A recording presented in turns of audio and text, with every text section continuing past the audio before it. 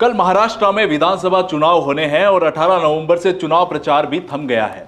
हरियाणा की राह पर महाराष्ट्र के स्टार प्रचारक योगी आदित्यनाथ व स्टार नारा बांटोगे तो काटोगे और एक रहोगे तो सेफ रहोगे की गूंज सुनाई दे रही है। योगी आदित्यनाथ के साथ साथ देवेंद्र फडणवीस से लेकर नरेंद्र मोदी तक यही नारा लगाया जा रहा है।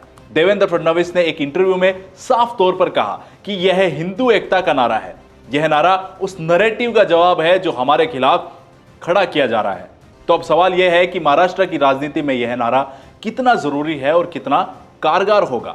दरअसल बीजेपी का कहना है कि उनका यह नारा महाविकास आघाड़ी गठबंधन के वोट जिहाद का जवाब है।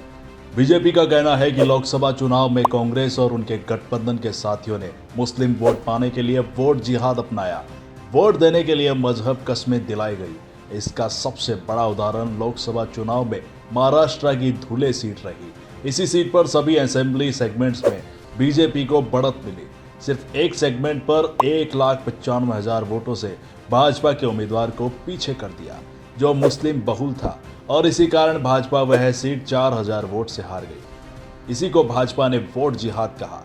बीजेपी का कहना है कि इस वोट जिहाद के लिए फतवे जारी हो रहे हैं, करारनामे हो रहे हैं। एक तरफ इस तरह के मुस्लिम वोटों का ध्रुवीकरण हो रहा है तो दूसरी ओर जातिगत जनगणना के नाम पर राहुल गांधी ने सिर्फ हिंदू वोटों को बांटने की कोशिश की। उसी के जवाब में यह नारा आया।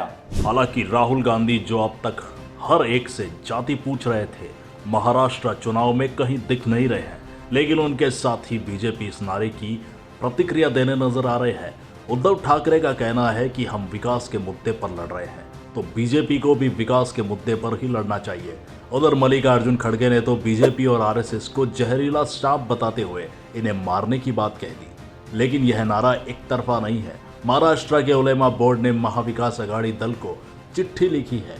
चिट्ठी में मुस्लिम आरक्षण के साथ साथ 2012 से 2024 के बीच मुस्लिम दंगों के आरोपियों के केस वापस लेने और आरएसएस पर प्रतिबंध लगाने जैसी मांगे रखी गई है।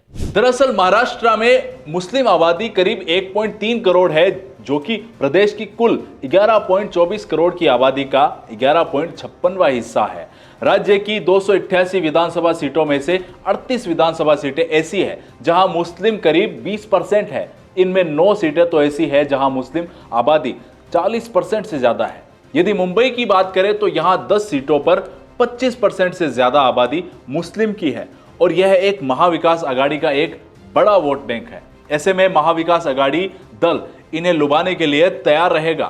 तो काट के तौर पर बीजेपी ने काटोगे तो बांटोगे के नारे को अपनाया है। हालांकि इस समय बीजेपी के साथ वाले अजीत पवार भी इस नारे से खुश नहीं है, क्योंकि अजीत पवार की सारी लड़ाई तो अपने चाचा शरद पवार से है।